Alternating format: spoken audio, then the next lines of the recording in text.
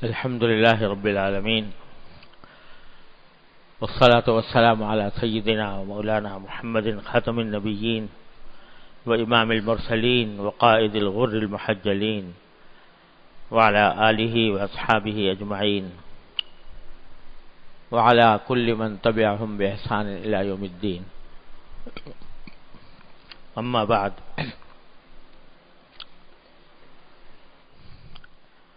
حضرت عائشہ صدیقہ رضی اللہ تعالی عنہا سے روایت ہے کہ رسول کریم سرور دو عالم صلی اللہ علیہ وسلم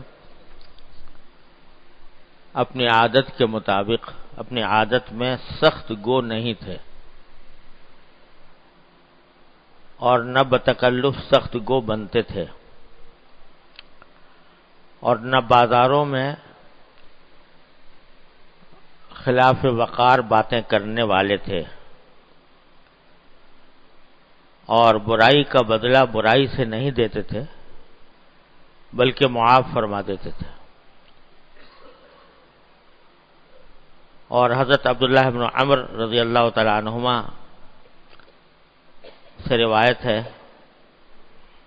کہ نبی کریم صلی اللہ علیہ وسلم کی طبیعت میں اتنی حیا تھی کہ آپ کی نگاہ کسی شخص کے چہرے پر ٹھہرتی نہیں تھی،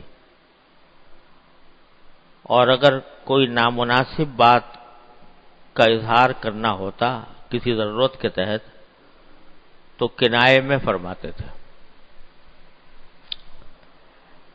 یہ چند اخلاق و اوصاف ہیں حضور نبی کریم سرور دو عالم صلی اللہ علیہ وسلم کے جو ان دو صحابہ نے بیان فرمائے.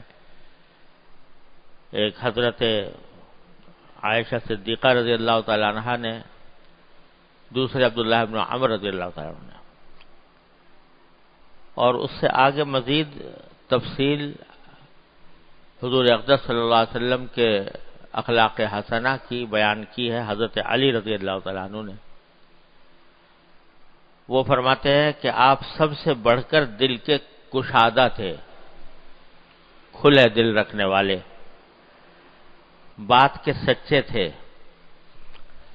طبیعت کے نرم تھے، معاشرت میں نہایت کریم تھے.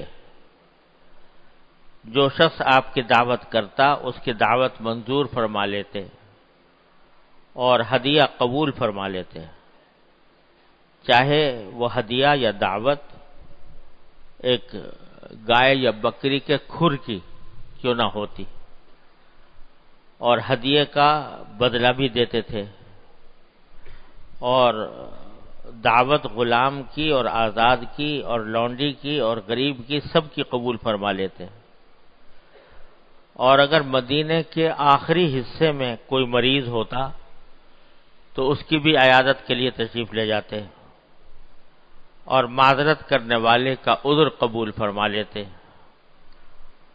اور اپنے اصحاب سے ابتدا مصافحے کی فرماتے، اور کبھی اپنے اصحاب میں پاؤں پھیلائے ہوئے نہیں دیکھے گئے کہ پاؤں پھیلا کر بیٹھے ہوں جس سے اوروں کے لیے جگہ تنگ ہو جائے. جو آپ کے پاس آتا اس کی خاطر کرتے اور بعض اوقات اپنا کپڑا اس کے بیٹھنے کے لیے بچھا دیتے اور گدا تکیہ خود چھوڑ کر اس کو دے دیتے، اور کسی شخص کی بات بیچ میں نہیں کاٹتے، اور تبسم فرمانے میں اور خوش مزاجی میں سب سے بڑھ کر تھے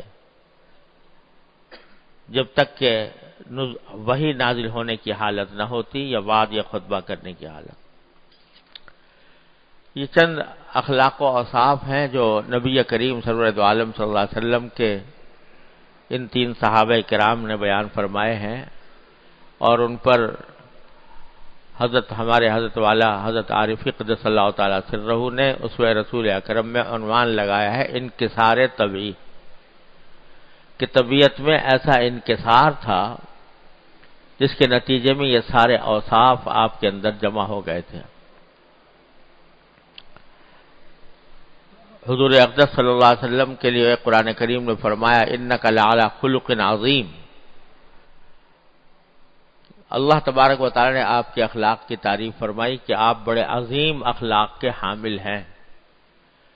تو جن اخلاق کی اللہ جل جلالہ نے تعریف فرمائی ہو ان کا کیا ٹھکانہ ہو سکتا ہے؟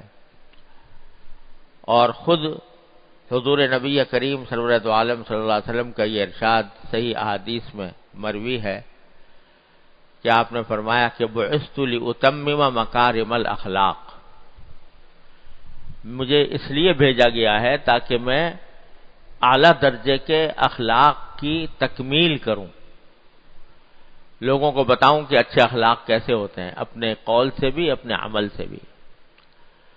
لہذا اخلاق بڑے اعلیٰ درجے کے اللہ تبارک و تعالی نے آپ کو عطا فرمائے تھے، اور ان اخلاق کا بیان حضرات صحابہ کرام رضی اللہ تعالی عنہم اس لیے کر رہے ہیں کہ تاکہ ہم آپ کے اخلاق عظیمہ کی اتباع کریں، کیونکہ رسول کریم سرورت عالم صلی اللہ علیہ وسلم کو بھیجنے کا مقصد ہی اللہ تعالیٰ کا یہ تھا کہ ایک نمونہ، ایک حسین ترین نمونہ انسانیت کا لوگوں کے سامنے پیش کر دیا جائے۔ لقد کان لکم فی رسول اللہ اسوۃ حسنہ لمن کان یرجو اللہ والیوم الآخر وذکر اللہ کثیرا۔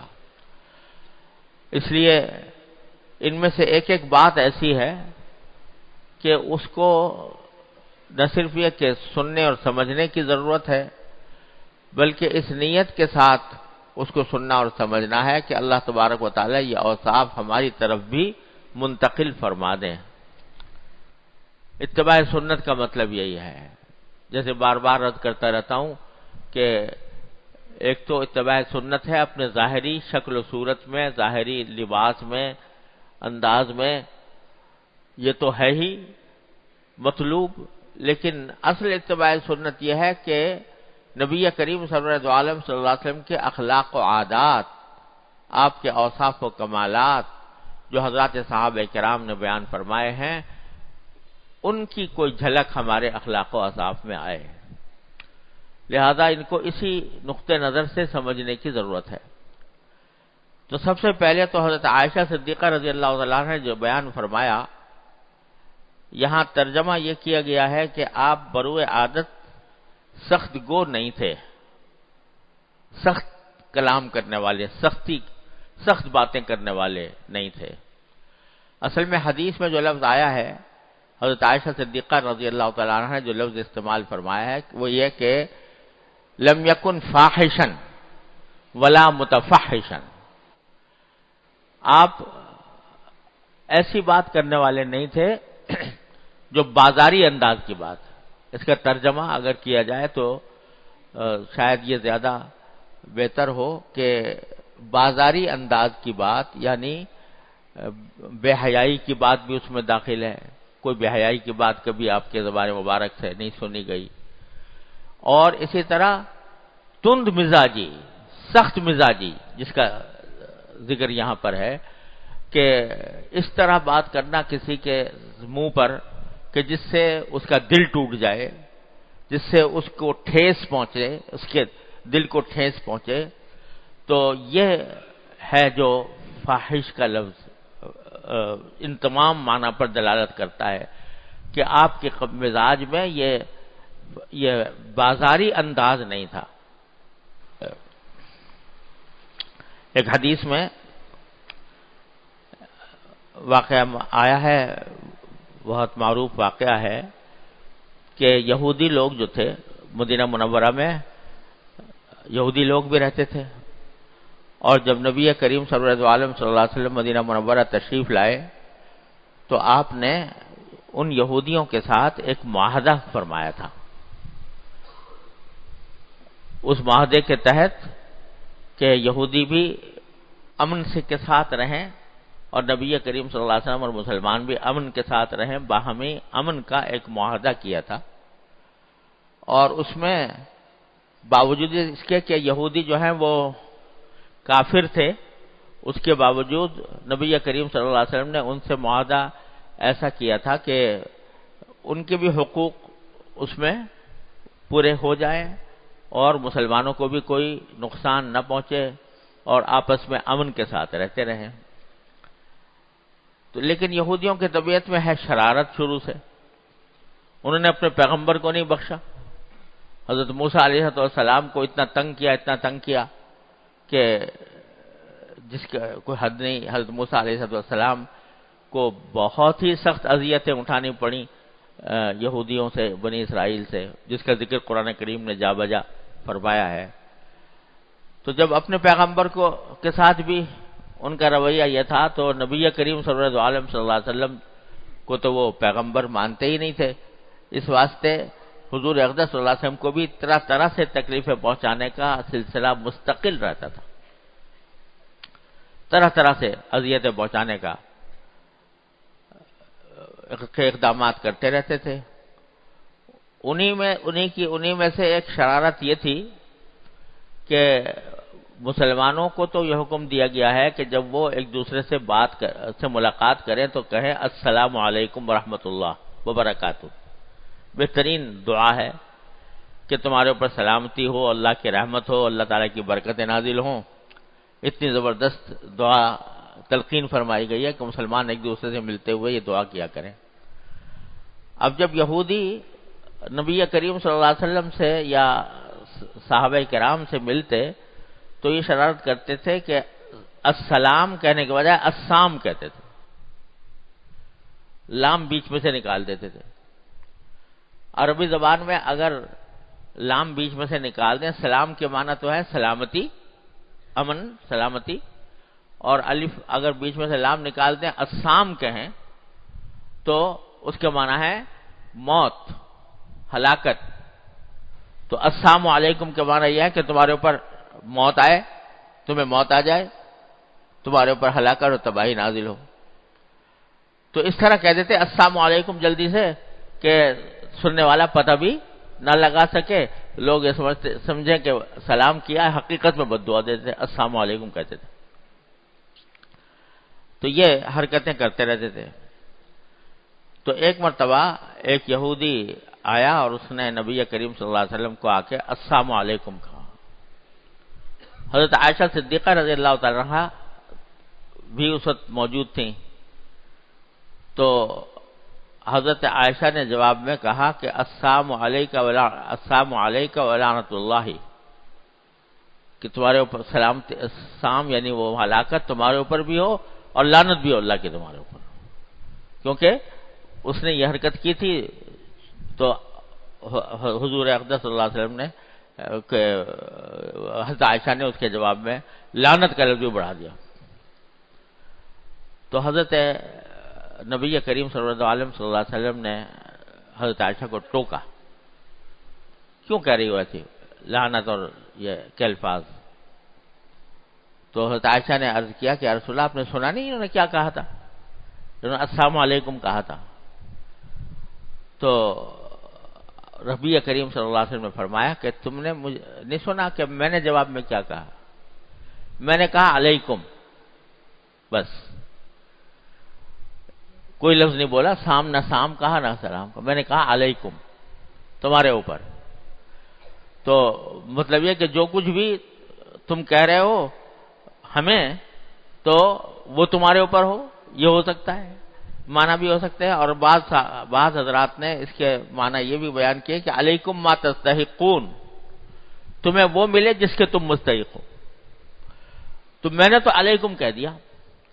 اور پھر فرمایا کہ متى عرفتنی فحاشا لعانا او کما قال صلی اللہ علیہ وسلم، اے عائشہ مجھے کب تم نے پایا کہ میں نے کبھی کوئی ایسی بات کہی ہو بازاری انداز کی، ایسی بات کہی ہو جو سخت کلامی کی بات ہو.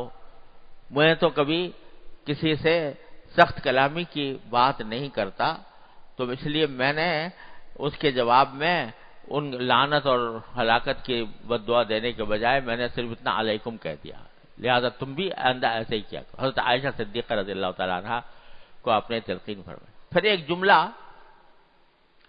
اسی موقع پر یا کسی اور موقع پر حضرت عائشہ صدیقہ رضی اللہ تعالیٰ عنہ سے فرمایا تھا کہ ما دخل الرفق فی شیء الا زانہ وما نزع عن شیء الا شانہ، او کما قال صلی اللہ علیہ وسلم، کہ دیکھو نرمی جس چیز میں بھی داخل ہوتی ہے اس کو مزین کر دیتی ہے، اس میں زینت پیدا کرتی ہے. اور جس چیز سے بھی نرمی نکال لی جاتی ہے اس کو وہ عیبدار بنا دیتی ہے. یعنی اللہ تبارک و تعالیٰ نے ان اللہ رفیق یحب الرفق، اللہ تعالیٰ خود بھی نرم ہے، نرم معاملہ کرنے والے ہیں، اور دوسرے انسان، کسی ایسے انسان کی کہ اس عمل سے بھی محبت فرماتے ہیں، پسند فرماتے ہیں وہ دوسروں کے ساتھ نرمی کا معاملہ کریں. تو یہ نہیں کہ آدمی جو ہے وہ غصے میں آ کر اور اپنے آپے سے باہر ہو جائے، ایسے الفاظ زبان سے نکال بیٹھے جو سخت قسم کے الفاظ ہیں، جو دل شکنی والے الفاظ ہیں، یا جو بازاری قسم کے الفاظ ہیں. ایک مسلمان کا شیوہ نہیں ہے کہ وہ خواہ دوسرا آدمی کتنی ہی سخت کلامی کر رہا ہو، لیکن مومن کا کام یہ ہے کہ وہ اپنے نرم انداز کو نہ چھوڑے اور ہمیشہ حدود کا پابند رہے. سختی جو ہے وہ اللہ تبارک و تعالیٰ کو پسند نہیں ہے. اور دیکھو حضرت موسیٰ علیہ السلام کو جب حضرت موسیٰ ہارون علیہ السلام کو اللہ تبارک و تعالیٰ نے فرعون کے پاس بھیجا تو ہدایت یہ دی کہ قولا لہ قولا لینا، فرعون سے نرم بات کہنا. اور میرے والد ماجد قدس اللہ تعالیٰ سرہ فرمایا کرتے تھے کہ تم موسیٰ علیہ السلام سے بڑھ کر مصلح نہیں ہو سکتے. کوئی آدمی اگر دوسرے کی اصلاح کرنا چاہتا ہے تو موسیٰ علیہ السلام سے بڑھ کر اصلاح تو نہیں مصلح تو نہیں بن سکتا. اور نہ تمہارا مخالف فرعون سے بڑا گمراہ ہو سکتا ہے. فرعون سے زیادہ گمراہ کون ہوگا؟ جو خدائی کا دعوے دار تھا. اس سے بھی جب معاملہ کرنے کے لیے فرمایا تو یہ فرمایا کہ نرمی کا معاملہ کرو. لعلہ یتذکر او یخشی، ہو سکتا ہے کہ وہ نصیحت قبول کر لے، ہو سکتا ہے اس کے دل میں خدا کا خوف آ جائے. حالانکہ اللہ تعالیٰ کے علم ازلی میں یہ بات تھی کہ وہ کبھی نصیحت قبول کرنے والا نہیں ہے، کفر کی حالت ہی میں مرے گا. لیکن ایک پیغمبر اور ایک داعی کو یہ نصیحت کی گئی کہ تم اپنے دل میں یہ امید رکھو کہ میں اس کو اگر سمجھاؤں گا، نصیحت کروں گا، نرمی سے کروں گا تو شاید یہ مان لے میری بات. تو جب فرعون کے مقابلے پر بھی سخت کلامی منع کی ہے تو پھر جو عام آدمیوں کے ساتھ سختی کا معاملہ کرنا یہ کسی طرح بھی ایک مومن کا شیوہ نہیں ہے. ہمارے سارے بزرگ اللہ تعالیٰ ان کے درجات بلند فرمائے، ان کا معاملہ اپنے مخالفین کے ساتھ ہمیشہ اسی طرح رہا، ہمیشہ اسی طرح رہا. مخالفین نے گالیاں بھی دیں اور سخت کلامی سے بھی پیش آئے، سخت سے سخت جملے بھی استعمال کر لیے، لیکن کبھی جواب میں انہوں نے سخت رویہ اختیار نہیں کیا. حضرت تھانوی رحمۃ اللہ علیہ نے ارواح ثلاثہ میں تحریر فرمایا ہے کہ حضرت گنگوہی رحمۃ اللہ علیہ، حضرت مولانا رشید احمد صاحب گنگوہی رحمۃ اللہ علیہ جو ہمارے سلسلے کے بڑے اقطاب میں سے ہیں، تو ان کو جو ان کے بعض مخالفین تھے وہ کچھ نہ کچھ رسالے میں چھاپ کے اس کے خلاف بہت سخت قسم کے جملے لکھ کر بھیجتے رہتے تھے، کفر کے فتوے لگائے ہوئے تھے اور بڑے ہی بیہودہ انداز کے جملے حضرت گنگوہی رحمۃ اللہ علیہ کے بارے میں لکھتے رہتے تھے. ہر کچھ دن کے بعد کوئی آ جاتا تھا اسی طرح کا، کوئی خط آ جاتا تھا، کوئی تحریر آ جاتی تھی. کچھ دنوں کے بعد، کچھ دنوں تک حضرت گنگوہی رحمۃ اللہ علیہ چونکہ آخر زمانے میں نابینا ہو گئے تھے تو اس واسطے ان کے شاگرد خط پڑھ کے سنایا کرتے تھے حضرت کو، جو ڈاک آتی تھی. تو کچھ دن ایسے گزرے کہ ان صاحب نے کوئی خط، ان کا خط نہیں آیا، کوئی تحریر نہیں سنائی حضرت گنگوہی رحمۃ اللہ علیہ کو. تو ایک دن حضرت گنگوہی نے پوچھا ان صاحب سے کہ ارے بھائی، وہ صاحب، وہ ہمارے دوست نے کیا ہمیں یاد کرنا چھوڑ دیا؟ ہمارے دوست نے کیا ہمیں یاد کرنا چھوڑ دیا؟ تو انہوں نے فرمایا، غالب حضرت مولانا یحییٰ صاحب تھے، انہوں نے فرمایا کہ حضرت وہ تو آتا تو اب بھی ہے، لیکن اس میں تو گالیاں بھری ہوئی ہوتی ہیں، آپ کو کیا سناؤں؟ آپ کو اسے سنانے سے کیا فائدہ، اس لیے میں سناتا نہیں ہوں وہ خط جو ایسے خطوط آتے ہیں ان سے. کہا نہیں بھائی سنایا کرو، ہم تو اس لیے سنتے ہیں کہ ہو سکتا ہے ہماری کوئی غلطی انہوں نے ایسی پکڑ لی ہو جو ہماری سمجھ میں نہ آ رہی ہو، تو ہم اپنی اس کی اصلاح کر لیں. جو آدمی گالیاں دے رہا ہے مسلسل، اس کے جواب میں یہ ارشاد فرمایا کہ نہیں سنایا کرو، کیونکہ ہو سکتا ہے کسی غلطی پر ہمیں متنبہ کیا ہو جو ہماری سمجھ میں نہ آ رہی ہو، اس کے سے سمجھ میں آ جائے. اور پھر یہ مقام تھا ہمارے اتباع سنت. اتباع سنت صرف ظاہری شکل و صورت کو درست کر لینے کا نام نہیں ہے، یہ ان اوصاف کو اپنے دل میں رچانے اور بسانے کا نام ہے کہ آدمی نرم خو ہو، دوسروں کے ساتھ کوئی سختی کرنے والا نہ ہو، سختی کا معاملہ کرنے والا نہ ہو. اور اس کے لیے ضرورت ہوتی ہے صحبت کی. اب دیکھو حضرات صحابہ کرام رضی اللہ تعالی عنہم اجمعین میں کیسے کیسے لوگ تھے. حضرت فاروق اعظم جیسا انسان، حضرت عمر رضی اللہ تعالیٰ عنہ، کہ لوگ ان کا نام سن کے کانپتے تھے اور بڑا غصے والے تھے، اور لوگوں کے ساتھ ان کا روب کا معاملہ ہوتا تھا، اور نہ جانے کیسے کیسے واقعات ایسے پیش آئے کہ جس میں لوگوں کے ساتھ حضرت عمر نے بہت سختی کا معاملہ فرمایا. لیکن جب رسول کریم صلی اللہ علیہ وسلم کی صحبت میں آ گئے اور آپ کی صحبت نصیب ہو گئی تو سارا غصہ جو ہے وہ جاتا رہا، اور نبی کریم صلی اللہ علیہ وسلم کے آگے ایسے ہو گئے اور پھر دوسروں کے لیے بھی ایسے ہو گئے کہ بالکل جیسے دوسروں کے آگے بک جانے والے. امیر المومنین بنے ہوئے ہیں، ساری آدھی سے زیادہ دنیا پر حکومت ہے، اور ایک بڑھیا بھی کھڑے ہو کر کہہ دیتی ہے، کھڑی ہو جاتی ہے، تو اس کی بات پر کوئی غصہ ہونے کے بجائے اس کی تعریف کر. ایک مرتبہ خطبہ دے رہے تھے، ایک عورت کھڑی ہو گئی، خطبہ یہ دے رہے تھے کہ بھائی لوگوں کو کہہ رہے تھے کہ تم بڑے بڑے مہر مت باندھا کرو عورتوں کے، کیونکہ زیادہ مہر باندھنا نکاح کے وقت میں، کہ ایسے مہر باندھ لینا جس کا دینے کا ارادہ ہی نہ ہو، اتنا لاکھوں میں مہر باندھ لیا اور پھر دینے سے عاجز ہو جائیں. تو اس وجہ سے حضرت عمر کہہ رہے تھے کہ بھائی بڑے بڑے مہر مت باندھا کرو، اور اگر آئندہ مجھے پتا چلا کہ کسی نے بہت زیادہ مہر باندھا ہے تو میں اس کے ساتھ یہ فلاں عمل کروں گا. یہ کہہ رہے تھے خطبے میں. تو ایک عورت نے بعد میں کہا حضرت عمر سے کہ ہم تمہاری بات مانیں کہ قرآن کی بات مانیں؟ تمہاری اتباع کریں یا قرآن کی اتباع کریں؟ تو انہوں نے کہا بھائی قرآن کی کرو، لیکن میں نے تو قرآن کے خلاف کیا بات کہی؟ تو اس عورت نے کہا قرآن یہ کہتا ہے وَآتَيْتُمْ إِحْدَاهُنَّ قِنْطَارًا، کہ جب تم نے کسی عورت کے لیے ایسا مہر باندھا ہو کہ جو ڈھیر ہو سونے چاندی کا، تو اس میں سے کچھ واپس مت لیا کرو. تو قنطار کہا قرآن نے، یعنی ڈھیر سونے چاندی کا. تو قرآن تو اس کی اجازت دے رہا ہے کہ ڈھیر سونے چاندی کا ڈھیر بھی مہر بنا سکتے ہیں، اور آپ کہہ رہے ہو کہ زیادہ نہ بناؤ. تو آپ اس کی بات مانیں یا قرآن کی بات مانیں؟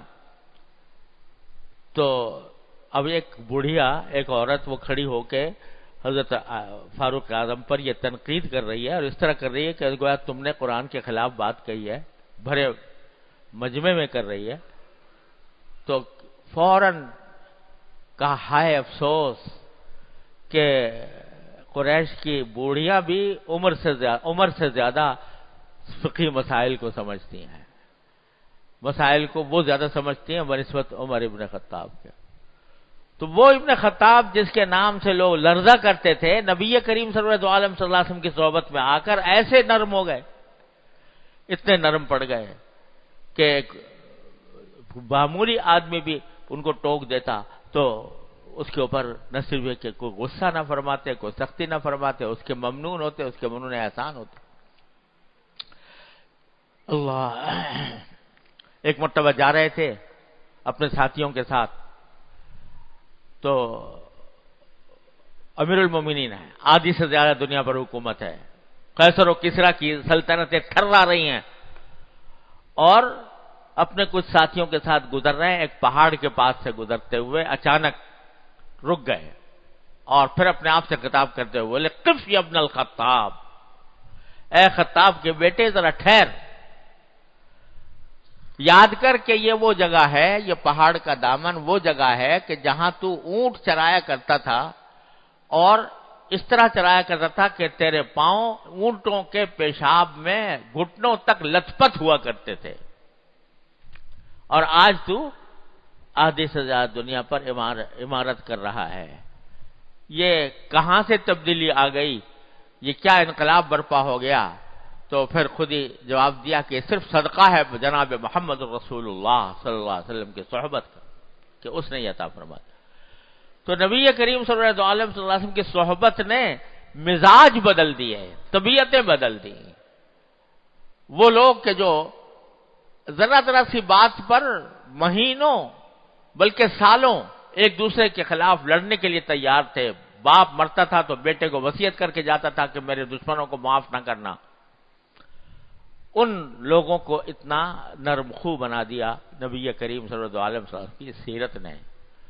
تو یہ سیرت در حقیقت اسی لیے ہے کہ اس کو پڑھ کر آدمی اپنی طبیعت کو بدلنے کی مشق کرے، اور اگر طبیعت میں سختی ہے تو اس کو دور کرے، سختی کو نرمی سے بدلے۔ یہ مقصود ہے حضرت عائشہ صدیقہ رضی اللہ تعالی عنہا کا کہ آپ نہ خود سخت گو تھے، نہ بتکلف سخت گو بنتے تھے، اور نہ بازاروں میں خلاف وقار باتیں کرتے تھے۔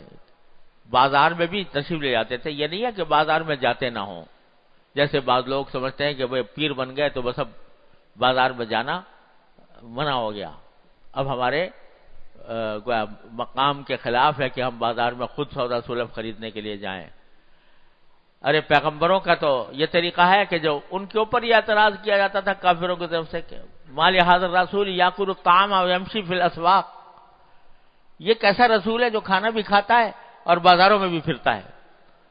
تو اب انبیاء کرام بازاروں میں جاتے تھے، نبی کریم صلی اللہ علیہ وسلم بھی تشریف لے جاتے تھے بازار کے اندر، لیکن بازار میں جا کر سکھاتے تھے کہ بازار میں کس طرح رہنا ہے، کہ کوئی خلاف وقار بات نہ ہو، اونچی آواز نہ ہو، شور نہ مچائیں، اور دوسروں کے ساتھ جب معاملہ کریں تو پورے امانت اور دیانت کے ساتھ معاملہ کریں۔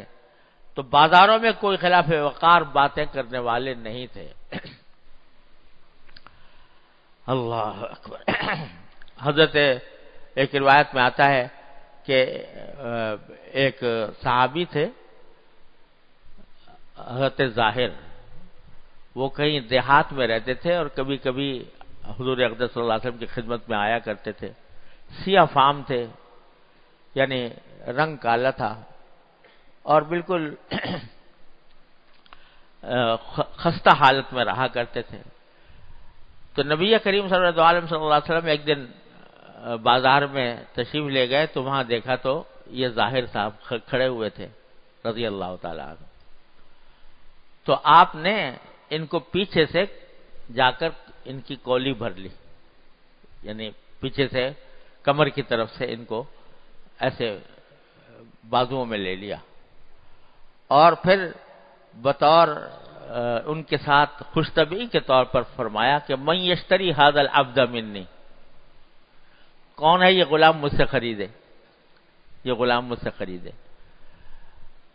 تو انہوں نے آواز سنی نبی کریم صلی اللہ علیہ وسلم کی، تو ایک دم سے اپنے پشت کو اور زیادہ نبی کریم صلی اللہ علیہ وسلم سے ملا لیا کہ آپ کے جسم اطہر سے جتنا زیادہ اتصال ہو جائے اتنا بہتر ہے۔ ساتھ میں فرمایا انہوں نے کہ یا رسول اللہ اگر آپ مجھے بیچیں گے تو بہت کم قیمت پائیں گے، اذا لتجدونی قاصدا، مجھے تو اگر آپ نے بیچا میں تو اتنا بے حقیقت ہوں کہ میری قیمت بہت کم لگے گی، بہت کم قیمت پائیں گے۔ تو تو جواب میں رسول کریم صلی اللہ علیہ وسلم نے ارشاد فرمایا کہ وَلَٰكِنَّكَ عِندَ اللَّهِ لَسْتَ بِكَاسِدٍ، لیکن تم اللہ کے ہاں کم قیمت نہیں ہو، تم اللہ تعالیٰ کے ہاں بڑی قیمت والے ہو۔ ایک معمولی آدمی، دیہاتی اور شکل و صورت سے بھی ایک خستہ حال، ان کے ساتھ یہ معاملہ فرما رہے ہیں اور ان کو اپنے محبت، ان کے ساتھ اپنی محبت کا اظہار فرما رہے ہیں۔ تو فرمایا کہ بازاروں میں خلاف وقار باتیں کرنے والے نہیں تھے اور برائی کا بدلہ برائی سے نہیں دیتے تھے۔ کوئی آ کر غصہ ہو گیا، پہلے بھی شاید میں نے سنایا تھا کہ کوئی کسی کا کچھ نبی کریم صلی اللہ علیہ وسلم کے ذمے ایک قرض تھا، وہ قرض مانگنے والا آیا اور بڑے سخت لہجے میں نبی کریم صلی اللہ علیہ وسلم سے بات کی اور کہا کہ کیوں نہیں دیتے ہمارے، اور صحابہ کرام کو بڑا غصہ آیا کہ یہ نبی کریم صلی اللہ علیہ وسلم کے ساتھ اس طرح کلام کر رہا ہے۔ آپ نے فرمایا کہ نہیں، ان لصاحب الحق مقالا، حق جس کا حق ہوتا ہے اس کو کچھ کہنے کا حق بھی ہوتا ہے، صاحب حق کو کچھ کہنے کا بھی حق ہے، لہذا ان کے اوپر زیادہ تم ناراضگی کا اظہار نہ کرو۔ تو ان کے ساتھ برائی کا بدلہ برائی سے نہیں دیتے تھے، ولیکن یعفو ویصفح، معاف فرما دیتے، درگزر فرما لیتے تھے۔ یہ ہے انبیاء کرام علیہ السلام کی سنت اور نبی کریم صلی اللہ علیہ وسلم کی سنت۔ ہمارے ساتھ کوئی برائی کر رہا ہے، بے شک شریعت نے حق تو دیا ہے کہ جس طرح جتنا کسی نے برائی کی ہے اس برائی کے مطابق اس کا بدلہ دے دو، لیکن دینے کے بعد ثواب نہیں ملے گا۔ لیکن اگر معاف کر دیا، درگزر کر دیا، تو اللہ تبارک و تعالیٰ کے ہاں بڑا اجر ہے، اور اس کو قرآن کریم نے بڑی تعریف فرمائی ہے کہ وَادْفَعْ بِالَّتِي هِيَ أَحْسَنُ السَّيِّئَةَ فَإِذَا الَّذِي بَيْنَكَ وَبَيْنَهُ عَدَاوَةٌ كَأَنَّهُ وَلِيٌّ حَمِيمٌ، اگر برائی کا بدلہ اچھائی سے دو گے تو جس کے ساتھ تمہاری زبردست دشمنی تھی وہ ایسا ہو جائے گا جیسے تمہارا جگری دوست ہے۔ اور پھر فرمایا مَا يُلَقَّاهَا إِلَّا الَّذِينَ صَبَرُوا، یہ صفت حاصل نہیں ہو سکتی مگر ان لوگوں کو جنہوں نے صبر کیا ہو، صبر کی مشق کی ہو۔ وَمَا يُلَقَّاهَا إِلَّا ذُو حَظٍّ عَظِيمٍ، اور یہ صفت اسی کو حاصل ہوتی ہے جو بڑے قسمت والا ہوتا ہے۔ تو طریقہ بھی بتا دیا نبی اللہ تبارک و تعالیٰ نے کہ یہ صفت حاصل کرنے کا طریقہ کیا ہے، إِلَّا الَّذِينَ صَبَرُوا، صبر کے کیا معنی ہے کہ اپنے نفس کی خواہش کے برخلاف اپنے آپ کو زبردستی باندھنا، کہ دل تو یہ چاہ رہا ہے کہ میں اس کا منہ نوچ لوں، دل تو یہ چاہ رہا ہے کہ اس کو ایسا جواب دوں، کرارا جواب دوں کہ یہ منہ دیکھتا رہ جائے، لیکن اس دل کی خواہش کو دبا کر، پامال کر کے، اس کے اوپر اپنے آپ کو مجبور کر کے، زبردستی کر کے روکو۔ یہی علاج بھی بتا دیا ہے اللہ تبارک و تعالیٰ نے، اور اسی کو ہمارے حضرت حکیم الامت مولانا تھانوی قدس اللہ تعالیٰ سرہ مختصر لفظوں میں بیان فرمایا کرتے تھے کہ بھائی غصہ آنا تو اختیار سے باہر ہوتا ہے، خود اچانک غصہ آ گیا، غصہ آنا تو اختیار سے باہر ہوتا ہے، اس کے اوپر کوئی مواخذہ بھی نہیں، گرفت بھی نہیں، لیکن غصے کے مقتضا پر عمل کرنا، یعنی غصے کے تقاضے سے کسی کو برا بھلا کہنا شروع کر دینا، کسی کے ساتھ سختی کی بات کرنا شروع کر دینا، کسی کو سزا دینا شروع کر دینا، یہ ہے غصے کے تقاضے پر عمل، یہ اختیار میں ہے انسان کے۔ غصہ آنا اختیار میں نہیں، لیکن غصے کے تقاضے پر عمل کرنا اپنے اختیار میں ہے۔ اس کے لیے مشق کرنی ہوتی ہے کہ آدمی مشق کرے کیا کہ جب طبیعت ابل رہی ہے، غصہ آ رہا ہے، جوش آ رہا ہے، تو اس کو زبردستی دبائے، والکاظمین الغیظ والعافین عن الناس، اس کو پی جائے۔ حدیث میں رسول کریم صلی اللہ علیہ وسلم کا یہ ارشاد ہے کہ کوئی گھونٹ جو انسان اپنے حلق سے اتارتا ہے یا پیتا ہے وہ اللہ کو اتنا پسند نہیں ہے جتنا کہ غصے کا گھونٹ پینا۔ غصہ آ رہا تھا اور اس کا گھونٹ پی گیا. اور طریقہ بھی بتا دیا اللہ تعالیٰ نے کہ اما ينزغنك من الشیطان نزغ فاستعذ باللہ من الشیطان الرجیم. جب غصہ آئے تو پہلا کام یہ کرو کہ اعوذ باللہ من الشیطان الرجیم پڑھو. یہ غصہ جو ہے نا یہ دلاتا ہے شیطان، یہ شیطان کا کچوکا ہوتا ہے. تو جب یہ آئے تو پہلا کام کیا کرو کہ اعوذ باللہ من الشیطان الرجیم پڑھو، اللہ تعالیٰ کی پناہ مانگو شیطان الرجیم سے. اور دوسرا یہ بھی بتایا گیا ہے کہ اگر کھڑے ہو تو بیٹھ جاؤ، بیٹھے ہو تو لیٹ جاؤ، وہ جگہ چھوڑ دو جہاں غصہ آ رہا ہے، اس جگہ کو چھوڑ دو، ٹھنڈا پانی پی لو. یہ طریقے بھی بتائے گئے ہیں غصے کو کے مقتضا سے اپنے آپ کو بچانے کے لیے کہ کہیں کسی کے ساتھ زیادتی نہ ہو جائے. یہ سب باتیں کرنی پڑتی ہیں مشق کر کے اور اپنے آپ کو قابو میں کرنے کے لیے. اگر آدمی ایسی غفلت کے عالم میں زندگی گزار رہا ہے جیسی گزر رہی ہے، فکر نہیں ہے، جو منہ سے نکل رہا ہے نکل جائے، جو کام کر رہا ہوں وہ کر لوں، اس میں کسی اصلاح کی جب فکر ہی نہیں ہوتی تو اللہ بچائے پھر انسان مغلوب ہو جاتا ہے، غصے سے بھی مغلوب ہو جاتا ہے اور دوسرے نفسانی جذبات سے بھی مغلوب ہو جاتا ہے. لیکن جب ایک مرتبہ فکر لگ گئی کہ مجھے اپنی اصلاح کرنی ہے تو پھر آدمی کو قدم قدم پر ایک دل میں رکاوٹ پیدا ہوتی ہے کہ یہ جملہ منہ سے نکالوں یا نہ نکالوں، یہ کام کروں یا نہ کروں، یہ احساس پیدا ہو جاتا ہے. ایک واقعہ یاد آ گیا، حضرت حکیم الامت مولانا تھانوی قدس اللہ تعالی سرہ کے ایک خادم تھے، بھائی ایاز صاحب کہلاتے تھے، اور وہ حضرت کے بہت منہ چڑھے قسم کے خادم تھے. یعنی بہت حضرت کی خدمت بھی کرتے تھے، حضرت بھی ان سے محبت فرماتے تھے، اور ساتھ میں چونکہ حضرت کے خاص خادم تھے اس واسطے ان کو خود اس بات پر ایک طرح سے ناز بھی تھا کہ میں حضرت کا خاص خادم ہوں. تو وہ خانقاہ کے اندر جو لوگ بہت سے لوگ آتے تھے تو ان سے معاملات بھی ان کے پیش آتے رہتے. تو ایک مرتبہ ایسا ہوا کہ کسی شخص سے انہوں نے کچھ سخت کلامی سے بات کر لی، سختی سے بات کی. 2-3 آدمیوں کے ساتھ ایسا ہوا تو 2-3 مرتبہ حضرت کو اطلاع ملی کہ یہ آنے والوں کے ساتھ کچھ سختی کا معاملہ کرتے ہیں، سخت جواب دے دیتے ہیں. تو حضرت نے ان کو بلایا اور چونکہ اطلاع مل چکی تھی کہ یہ دوسروں کے ساتھ سختی کا معاملہ کر رہے ہیں تو حضرت نے ان کو ایک ڈانٹنے کے انداز میں، بھائی یہ نیاز تمہیں کیا بات ہے ہر ایک آدمی کے ساتھ لڑتے جھگڑتے رہتے ہو یا سخت کلامی کرتے ہو لوگوں کے ساتھ. تو وہ ایک دم سے انہوں نے منہ سے نکلا، وہ بھائی نیاز صاحب کے منہ سے نکلا کہ حضرت اللہ سے ڈرو، جھوٹ نہ بولو، اللہ سے ڈرو، جھوٹ نہ بولو.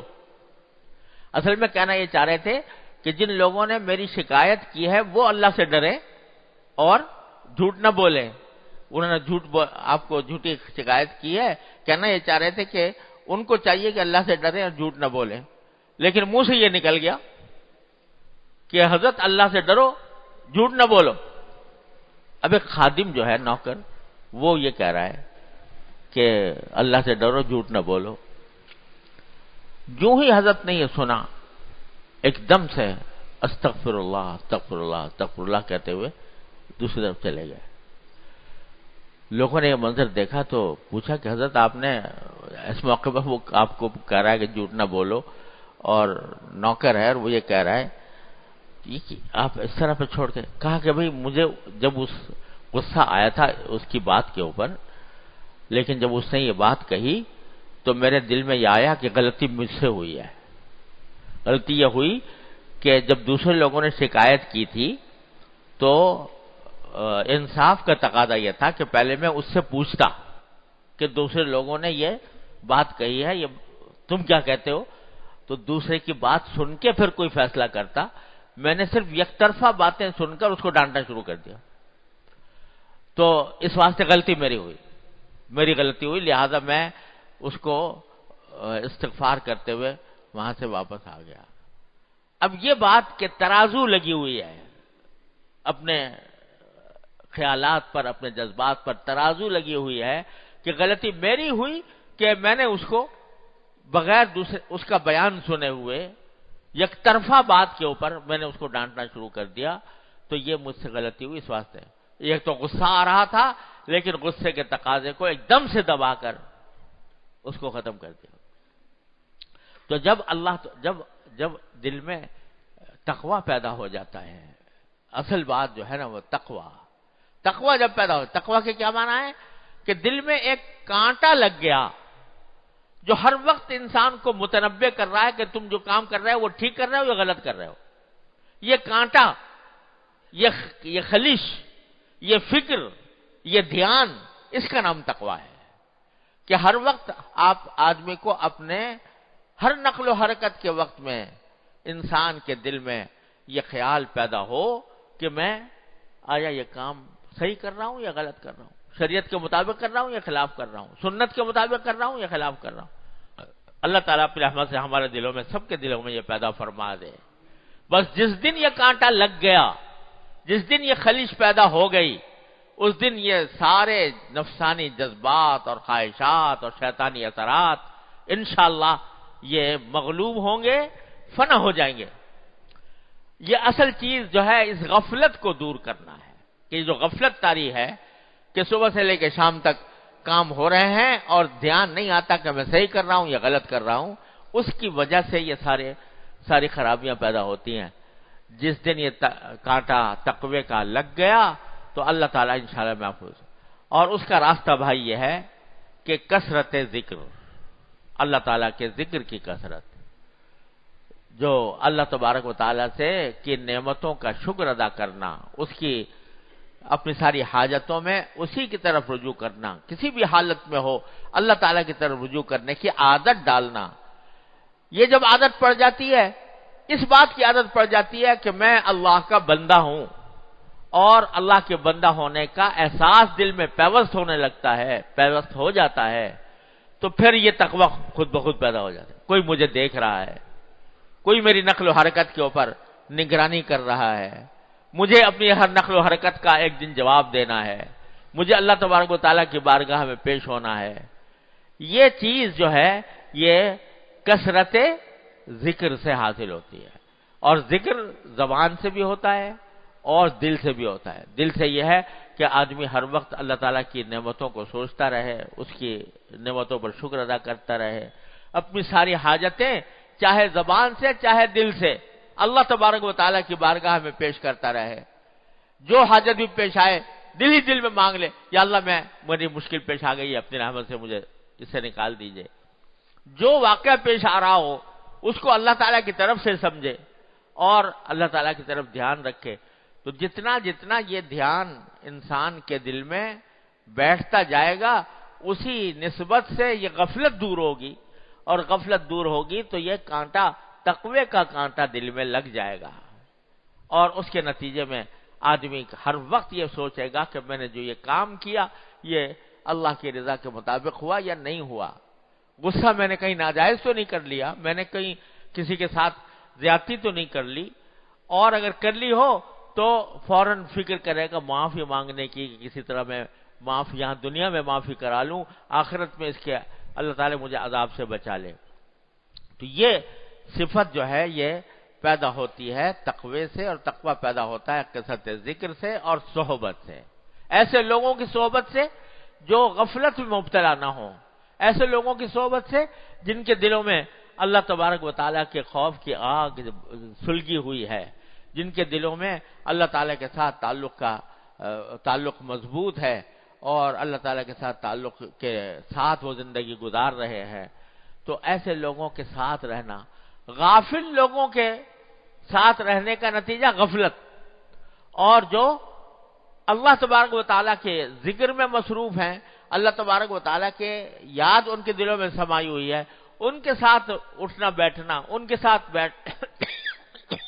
ان کی صحبت اختیار کرنا، اس سے اللہ تعالیٰ تقوی دلوں میں پیدا یا ایھا الذین آمنوا اتقوا اللہ وکونوا مع الصادقین. تقوی اختیار کرو، راستہ یہ ہے کہ سچے لوگوں کے ساتھی بن جاؤ. تو اپنے گرد و پیش پہ نظر ڈال کے دیکھو کہ ہم کہاں اٹھ بیٹھ رہے ہیں، کیسے لوگوں کے ساتھ ہمارا اٹھنا بیٹھنا ہے. وہ غفلت والے لوگ ہیں یا اللہ تعالیٰ کی طرف ان کا کوئی دھیان ہے؟ قرآن کریم فرماتا ہے وَلَا تُطِعْ مَنْ أَغْفَلْنَا قَلْبَهُ عَنْ ذِكْرِنَا وَاتَّبَعَ هَوَاهُ وَكَانَ أَمْرُهُ فُرُطًا. ایسے لوگوں کے بات نہ ماننا کہ جن کے دل کو ہم نے اپنی یاد سے غافل کر دیا ہے. جن لوگوں کو کہ دل کو ہماری یاد سے غافل کر دیا، ہماری یاد سے وہ غافل ہیں. ساری دوڑ دھوپ، ساری سوچ بچار، سارے خیالات جو کچھ ہو رہے ہیں وہ سب دنیا کے کاموں کے لیے ہو رہے ہیں. اللہ تعالیٰ کی طرف دھیان ہی نہیں جاتا، اللہ تبارک و تعالیٰ کے احکام کی طرف دھیان نہیں جاتا. ایسے لوگوں سے میل جول نہ رکھو، ایسے لوگوں کے ساتھ کی اطاعت نہ کرو. ایسے لوگوں کی کرو کہ جن کا دل اللہ تعالیٰ کی طرف متوجہ ہے. تو جتنی یہ صحبت اختیار کرو گے اسی حساب سے انشاءاللہ اللہ تبارک و تعالیٰ اتباع سنت کی توفیق عطا فرمائیں گے. دل میں یہ تقوی کا کانٹا پیدا ہوگا، اور جس دن یہ پیدا ہو گیا انشاءاللہ سارے نفس اور شیطان کے مقاعد ملیا میٹ ہو جائیں گے. اللہ تبارک و تعالیٰ اپنے فضل و کرم سے، اپنی رحمت سے ہم سب کو اس کی توفیق عطا فرمائے. اللہم صلی علی سیدنا مولانا محمد وعلی آل سیدنا مولانا محمد کما صلیت علی ابراہیم وعلی آل ابراہیم انک حمید مجید. ربنا ظلمنا انفسنا وان لم تغفر لنا وترحمنا لنكونن من الخاسرین. ربنا آتنا فی الدنیا حسنہ وفی الآخرۃ حسنہ وقنا عذاب النار. یا ارحم الراحمین، اپنے فضل و کرم، اپنی رحمت سے ہمارے تمام گناہوں کو معاف فرما دے. یا اللہ ہمارے دلوں سے غفلت کے پردے اٹھا دیجیے. یا اللہ اپنی رحمت سے ہمارے دلوں سے غفلت کے پردے اٹھا دیجیے. اپنی ذات کے ساتھ مضبوط تعلق عطا فرما دیجیے. یا اللہ ہر وقت اپنی طرف رجوع کرنے والا ہمیں بنا دیجیے. یا اللہ نبی کریم سرور دو عالم صلی اللہ علیہ وسلم کی سنت کی اتباع کی توفیق عطا فرمائیے. یا اللہ ہمارے اعمال کو، ہمارے اخلاق کو، ہمارے تمام کاموں کو یا اللہ نبی کریم سرور دو عالم صلی اللہ علیہ وسلم کی سنت کے سانچے میں ڈھال دیجیے. یا اللہ اس راستے کی رکاوٹوں کو دور فرما دیجیے. یا اللہ ہماری صحبت بھی اچھی کر دیجیے. یا اللہ ہمارے خیالات بھی اچھے کر دیجیے. ہمارے دل میں یا اللہ خواہشیں بھی اچھی پیدا فرمائیے. ارے اللہ اپنے رحمت سے ہر طرح کے شر سے، فتنے سے، گناہوں سے، معصیتوں سے، منکرات سے ہمارے گھر والوں، متعلقین، احباب سب کی حفاظت فرمائیے. یا اللہ تمام حاضرین و حاضرات کو ان کے تمام جائز مقاصد میں کامیابی عطا فرما. یا اللہ سب کی پریشانیوں کو دور فرما، سب کی مشکلات کو آسان فرما. اللہم انا نسألک من خیر ما سألک منہ عبدک و نبیک سیدنا محمد صلی اللہ علیہ وسلم ونعوذ بک من شر ما استعاذک منہ عبدک و نبیک سیدنا محمد صلی اللہ علیہ وسلم. ربنا تقبل منا انک انت السمیع العلیم وتب علینا انک انت التواب الرحیم. وصلی اللہ تعالی علی خیر خلقہ سیدنا مولانا محمد وعلى آلہ واصحابہ اجمعین. آمین برحمتک یا ارحم